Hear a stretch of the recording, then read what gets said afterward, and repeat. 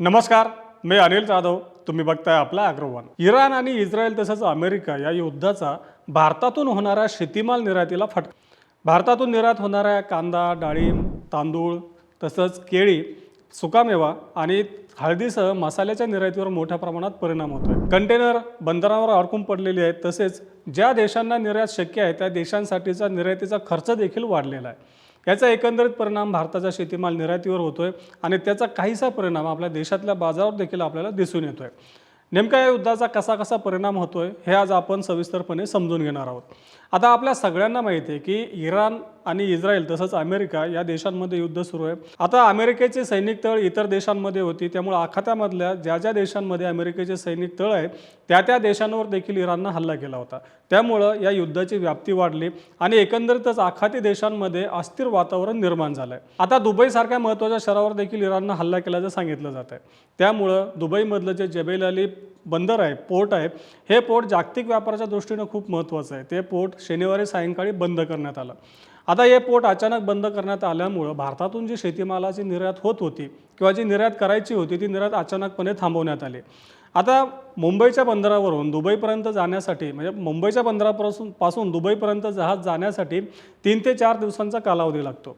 त्यामुळं भारताच्या बंदरापासून म्हणजे मुंबईच्या बंदरापासून जवळपास बुधवारी किंवा गुरुवारी निघालेली जहाजं ही मध्येच समुद्रामध्ये थांबून आहेत. आता दुबईमधलं जबेल अली पोर्ट भारतासाठी यासाठी महत्त्वाचं आहे की भारतातून एकदा जहाजामध्ये वेगवेगळ्या देशांना जाणारे कंटेनर पाठवले तर जबेल अली पोर्टवर त्या देशाला जाणाऱ्या जहाजामध्ये ते संबंधित कंटेनर ठेवलं जातं आणि त्या जहाजामार्गे किंवा त्या जहाजाच्या माध्यमातून ते कंटेनर शेवटी त्या संबंधित देशामध्ये पुढं जात असतं.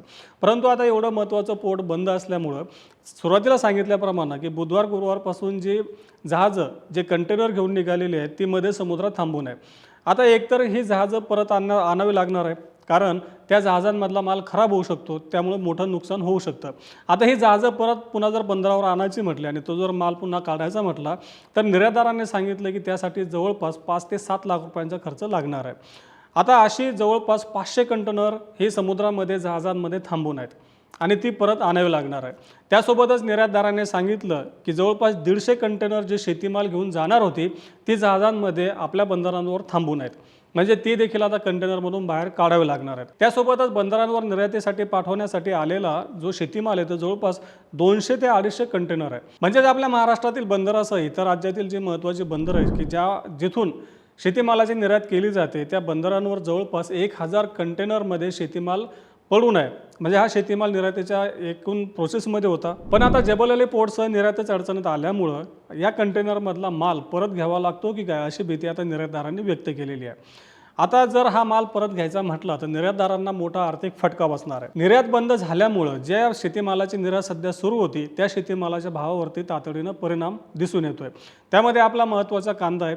कांद्याची निर्यातच एकंदरीत आतापर्यंत काही प्रमाणात कमी झालेली आहे. त्यातल्या त्यात रमजान महिन्यामुळं आखाती देशांमध्ये कांद्याची निर्यात काही प्रमाणात सुरू होती, परंतु आता युद्धामुळं कांद्याची निर्यात देखील आता काही प्रमाणात ठप्प होताना दिसून येईल असं निर्यातदारांचं म्हणणं आहे.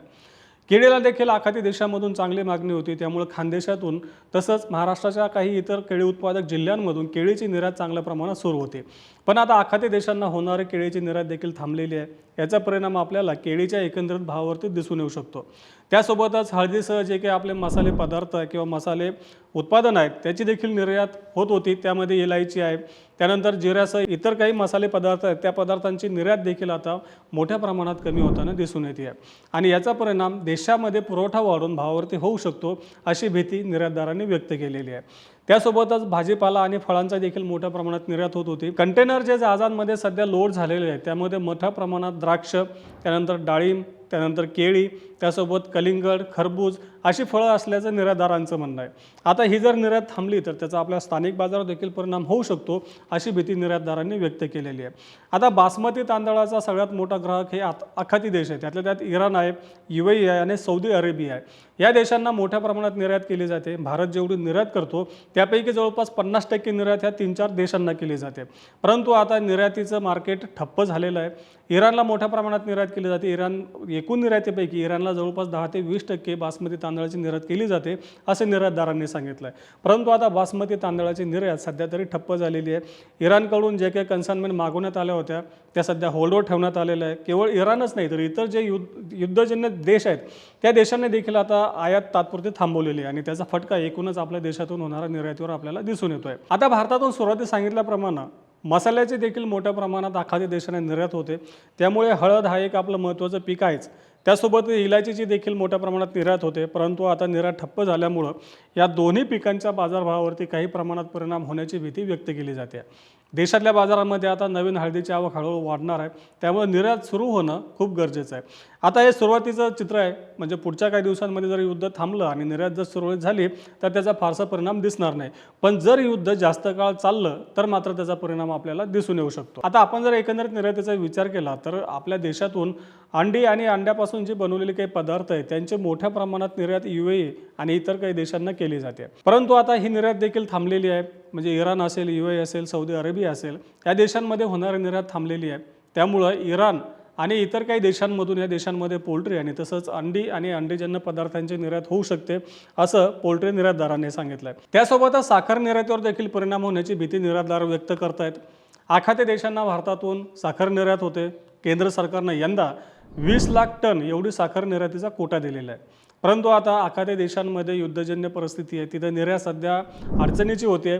त्यामुळं देशामध्ये साखरेचा पुरवठा वाढू शकतो आणि साखरेच्या भावावर काहीसा दबाव येऊ शकतो असं देखील निर्यातदारांनी असा देखील अंदाज व्यक्त केला आहे. आता या युद्धामुळे भारतामध्ये आयात होणाऱ्या ज्या काही वस्तू आहे त्यांचे देखील भाव वाढण्याची दाट शक्यता आहे. आता भारतामध्ये कच्च्या तेलाची मोठ्या प्रमाणात आयात होते. म्हणजे जे पेट्रोल आणि डिझेल आहे त्याचं कच्चं तेल मोठ्या प्रमाणात आयात होतं. ते इथं रिफाईन होतं आणि नंतर ते आपल्याला पेट्रोल आणि डिझेल म्हणून मिळत असतं. आता या कच्च्या तेलाचा आपल्या शेतीमालाशी थेट संबंध आहे. तो म्हणजे वाहतुकीच्या संदर्भात. एकतर आंतरराष्ट्रीय पातळीवरची वाहतूक आणि देशातली वाहतूक. आता आंतरराष्ट्रीय पातळीवरच्या जर वाहतुकीचा आपण विचार केला तर त्याचा परिणाम असा दिसून येतो की आंतरराष्ट्रीय पातळीवर तेलाचे भाव वाढल्यामुळं जहाजांनी आपले माल वाहतुकीचे भाडे वाढवलेले आहे. एक परिणाम युद्धजन्य परिस्थितीचा आणि दुसरं म्हणजे तेलाचे भाव वाढल्याचा आहे. आता ज्या युद्धजन्य भाग आहे किंवा अरबी समुद्र आहे त्या समुद्रातून जर मालांची वाहतूक करायची असेल तर ज्या शिपिंग कंपन्या आहेत त्यांनी अत्यावश्यक शुल्क लागू केलेलं आहे. आणि हे अत्यावश्यक शुल्क कंटेनर मागं $3,000 ते $4,000 या दरम्यान आहे. निर्यातदाराने सांगितलं की भारतातून दुबईच्या बंदरापर्यंत न्यायला एका कंटेनरचं भाडं $500 आहे आणि त्यावर आता शिपिंग कंपन्या आपत्कालीन शुल्काच्या नावाखाली $3,000 मागणी करतायत. हे झालं युद्धजन्य भागातलं.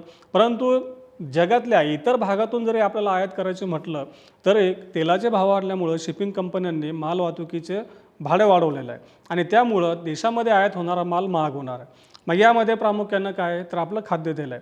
आता खाद्यतेलाची आपल्याला एकूण गरजेच्या 60 ते 65% आयात करावी लागते. त्यातलं जर आपल्याला युक्रेन आणि रशिया यातून जर का समजा तेलाची आयात करायची असेल आपल्याकडे या दोन्ही देशांमधून सूर्यफुलाची आयात होत असते. त्यातही सूर्यफुलाच्या आयातीवरती याचा मोठा परिणाम होण्याची दाट शक्यता आहे. कारण रशिया आणि युक्रेनमधून जे आयात होत असते ती युद्धजन्य भागातून येणार आहे.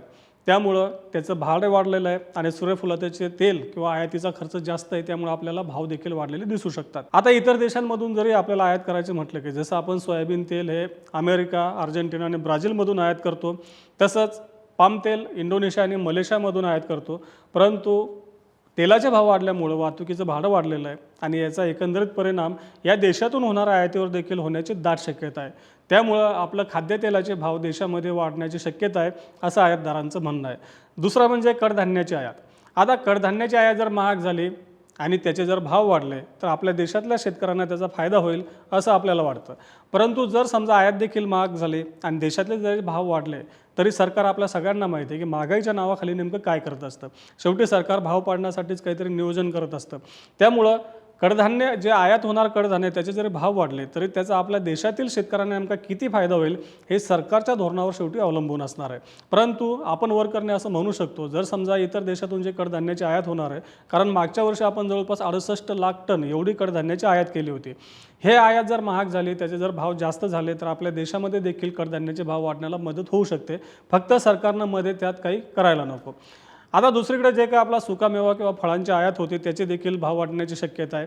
आपल्याकडं जे काही इतर देशाकडून विशेषतः आपल्याला आखाती देशाकडून आपल्याला खजुराची आयात होत असते, अंजिराची आयात होत असते, त्यासोबत अक्रोडची आणि इतर काही म्हणजे पिस्ताची देखील आयात होत असते वेगवेगळ्या देशांमधून. तर याचे भाव देशामध्ये वाढण्याची दाट शक्यता आहे आणि याचा परिणाम, याचा फायदा आपल्या देशातील जे काही माल आहे, जे काही उत्पादन आहे, त्याच्या देखील दरवाढीला होऊ शकतो. परंतु एकंदरीतच जे काही देशातून होणारी निर्यात आहे, ती निर्यातीवर एकंदरीत निर्माण झालेल्या परिस्थितीचा फटका आपल्या निर्यातीला बसू शकतो असं सध्या तरी वाटतंय. आता लवकरात लवकर ही परिस्थिती जर निवळली तर परिस्थिती पूर्वपदावर यायला मदत होईल आणि त्यात जो काही फटका सध्या निर्यातीला दिसून येतोय तो कमी व्हायला मदत होईल. परंतु जर समजा ही परिस्थिती जास्त काळ चिघळत राहिली आणि हे जे काही युद्धजन्य परिस्थिती आहे त्याची जी तीव्रता आहे ती जर कायम राहिली तर मात्र आपल्याला निर्यातीच्या संदर्भानं आणखी नव्यानं भारत सरकारला विचार करावा लागेल. कारण निर्यातीवर जर दीर्घकालीन परिणाम झाला तर एकंदरीतच देशातल्या शेतीमाल बाजारावरती, उपलब्धतेवरती आणि त्याच्या बाजारभावावर आणि शेतकऱ्यांच्या अर्थकारणावर परिणाम होऊ शकतो. आता या पुढच्या टप्प्यात युद्धाच्या पातळीवर नेमकं काय घडामोडी घडतात, त्याचा आपल्या बाजारावरती, आपल्या शेतीमालावरती काय परिणाम होऊ शकतो, आपण याचा आढावा वेळोवेळी घेतच राहू. त्यासाठी आपल्या ॲग्रोवनच्या चॅनलला नक्की सबस्क्राईब करा आणि हा व्हिडिओ जास्तीत जास्त शेतकऱ्यांपर्यंत पोहोचवण्यासाठी लाईक आणि शेअर करायला विसरू नका.